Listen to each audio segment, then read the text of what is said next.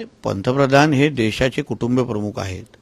जेव्हा देशाचे कुटुंब प्रमुख आपल्याला काही आवाहन करतात तर कुठल्याही राजकीय चष्म्यातून त्या आव्हानाला न पाहता आपल्या हितासाठी आणि आपल्या भविष्याच्या दृष्टिकोनातून महत्त्वाचं असलेलं ते आव्हान आहे आणि म्हणून त्या आव्हानाला सकारात्मक पद्धतीने घेणं म्हणून पहिलं पाऊल म्हणून आमचे आदरणीय मुख्यमंत्री साहेबांनी आज सकाळीच टू व्हीलरवर प्रवास स्वतः केला.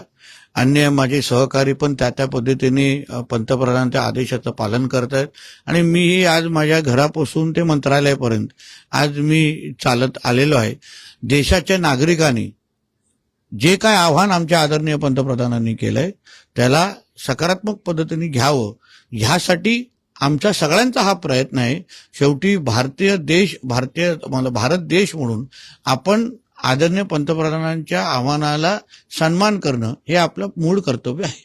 पुण्यामध्ये शरद पवार म्हणतात की जर मुख्यमंत्री उद्यापासून मंत्रालयात जर बाईकनं आले तर लोक गांभीर्याने घेतील. ठीक आहे, आता पवार साहेबांच्या बाबतीमध्ये बोलणं मला उचित वाटत नाही. एकंदरीतच आपण बघायला गेलं तर तुमच्या भाजपची सरकार जेव्हा होतं तत्कालीन सरकार भाजपने एक हिजाब बॅन केला होता कर्नाटकमध्ये, तो आता तिथं उठवण्यात आला आहे. शेवटी हिजाब आणि बुरखा हा अन्य इस्लामिक देशांमध्ये पण बॅन आहे.